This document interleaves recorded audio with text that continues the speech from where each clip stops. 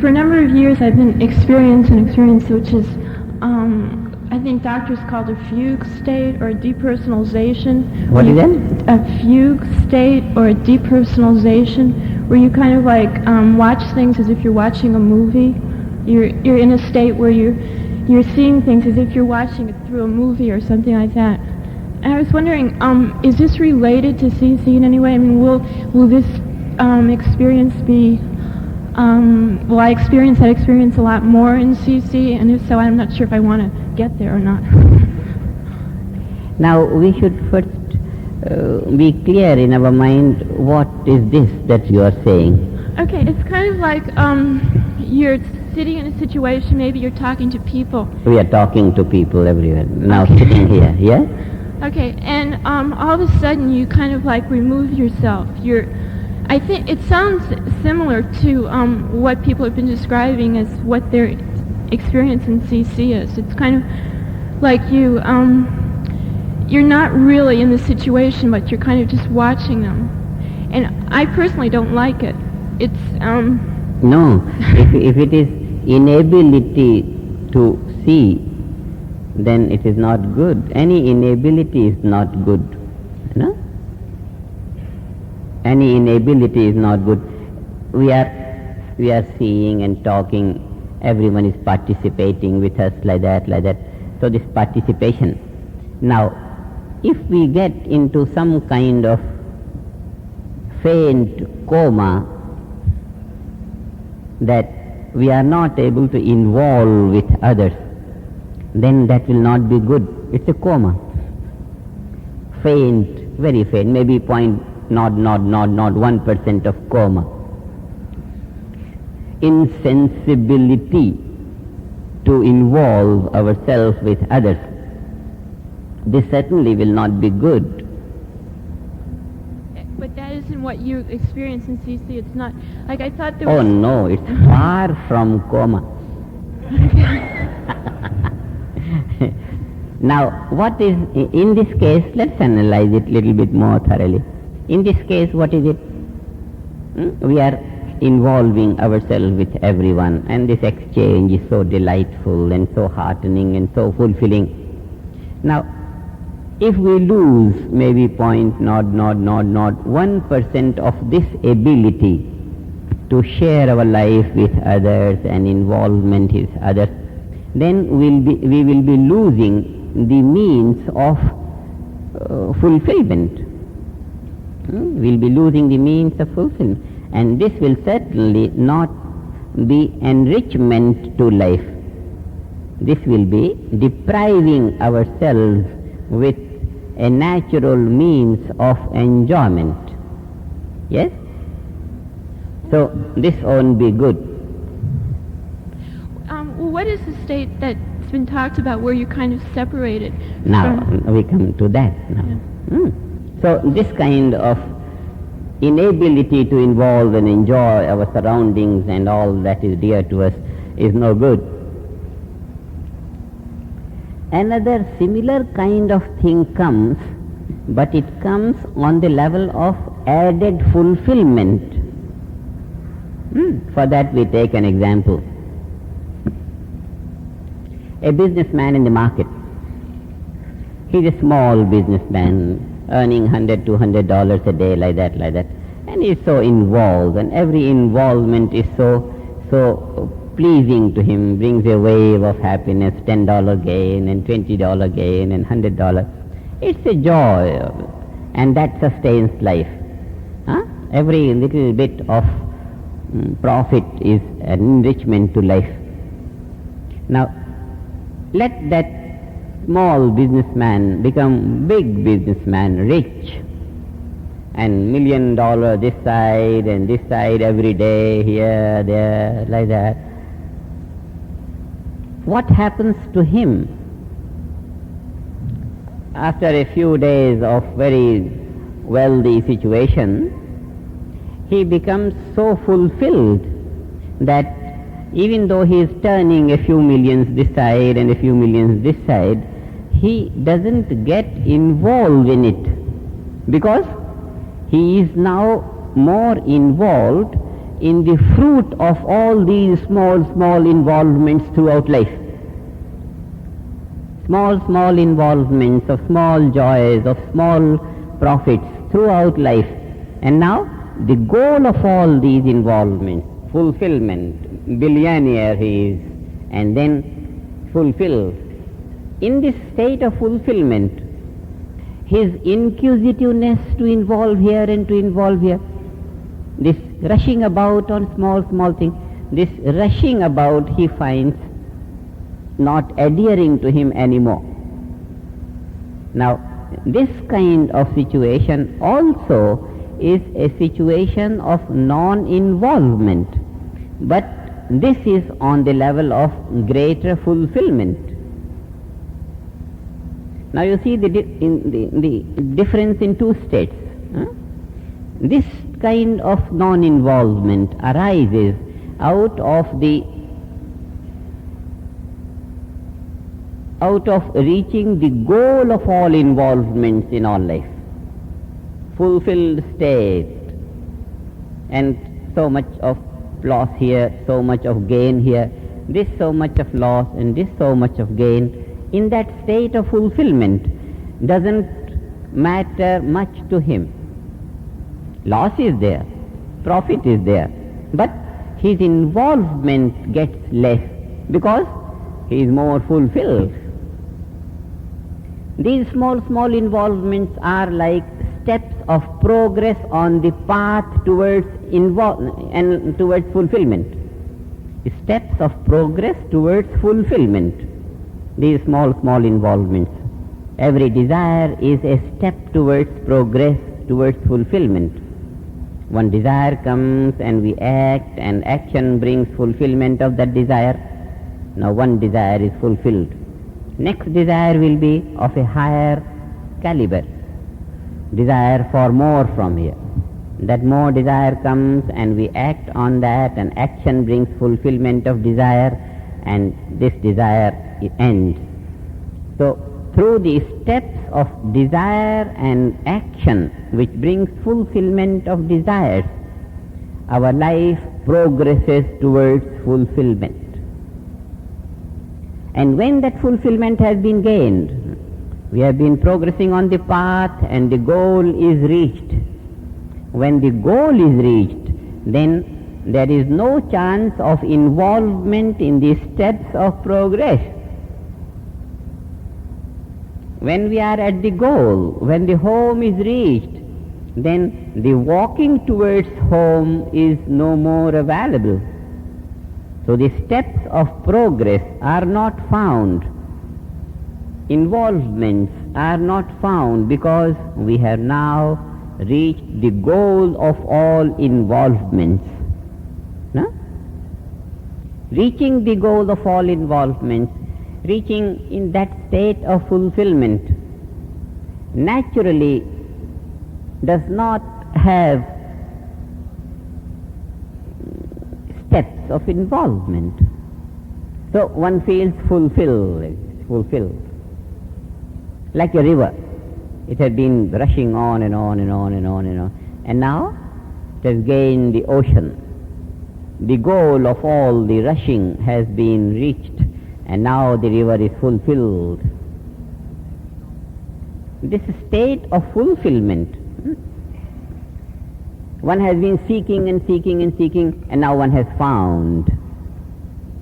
It's a fulfillment. This state of fulfillment is capable of rising in bigger waves of emotion and bigger waves of understanding. Deeper, truer understanding, and as far as the heart is concerned, greater waves of emotion, greater waves of happiness, of love, of all positivity. It's not incapacity of involvement, but the goal of all involvements. We have arrived at the goal of all involvements. That means now we have infinite ability of involving ourselves. Infinite ability of involving means involving and getting the result of that involving very quickly. In cosmic consciousness, all desires are there, actions are there. What is missing is the gap between desires and achievements, because the ability is infinite. Our awareness is established on that unboundedness, and therefore every aspiration of our mind is on a very powerful basis, very powerful. So desires find their fulfillment without resistance very quickly, because all the laws of nature support spontaneously. This we can verify from what we begin to feel from the time we start to meditate. Almost the experience of every meditator is that certainly he has not reached cosmic consciousness at the start of meditation, but surroundings begin to respond to him more favorably. More favorable response from the surrounding, resistances become less. This is how the laws of nature begin to support when our awareness is on that level of unboundedness and manifest life on which all the laws of nature function. So our involvement with that unboundedness in a permanent manner keeps us permanently fulfilled, and then life is on that level of fulfillment. A river has reached the goal of its rushing, and it has come to the ocean, and then the ocean is capable of rising in waves much bigger than the river has been capable of doing. So our ability of rising in greater waves of happiness, love, all the virtues that there are, is infinite. That is cosmic consciousness, and that kind of uninvolvement is on the level of greater fulfillment. A fulfilled life. Ocean is fulfilled. Now, the river rushing on towards the ocean should not doubt that if I am going to become the ocean, will I be able to rise in waves, or am I going to lose the activity? The ocean will rise in bigger waves and can move greater mountains, whereas the flow of a river is obstructed even by small pebbles. Small stones are able to obstruct the flow of the river. The river has to pounce above them and all that. But then the ocean can move mountains. And therefore, the river is never at a loss in meeting the ocean. Individual life, individual awareness, individual existence, individual intelligence is not at a loss in shaking hands with cosmic intelligence, with cosmic existence, with cosmic life. Individual life with cosmic life. Amness with isness, isness. That am, deep within is that liveliness, I am. And that is on the basis of all this is. So when the amness is alive or is open to isness, it's a gain of the ocean to the river. Amness and isness. the individual awareness opening to that unboundedness, the individual existence opening to that cosmic existence. And this is never a loss. If at all, that alone is the gain. The gain. The gain of all the gains, the goal of all the gains in the relative.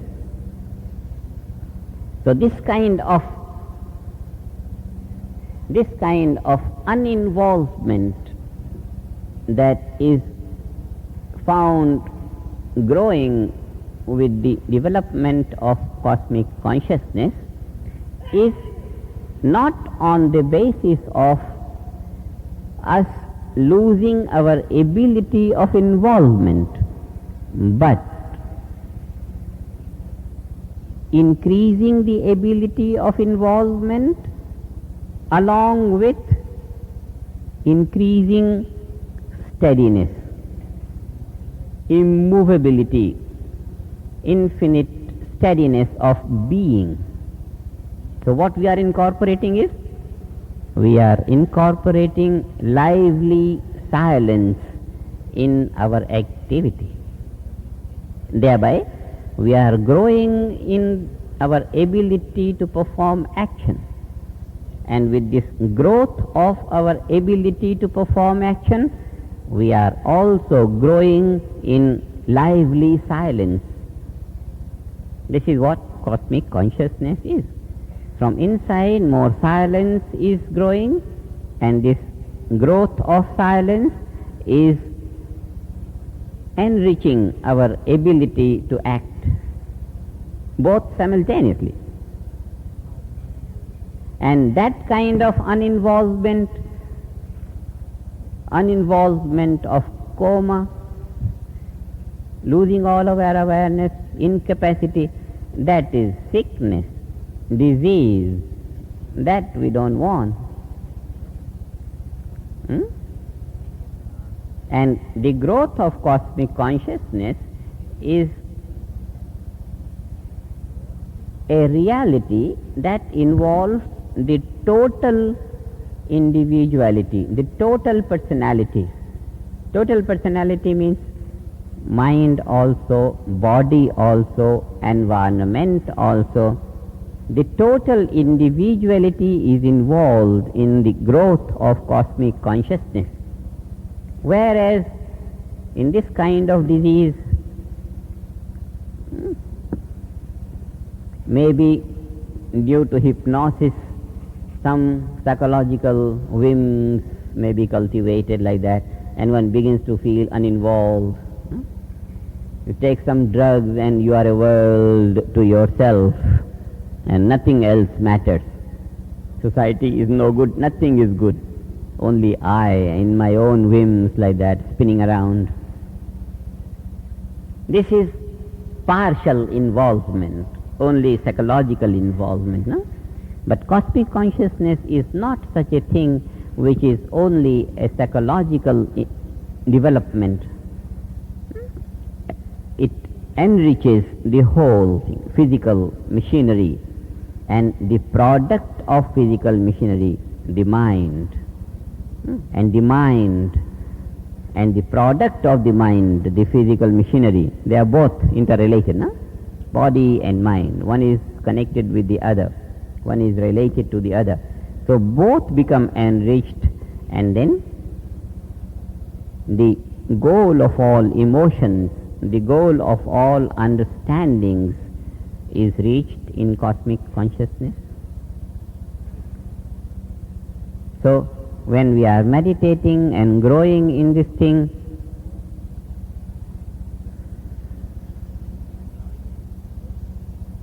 we must intellectually understand also what is going on. Otherwise, something good is happening and we may be afraid of that good. No? It was a very good question, huh?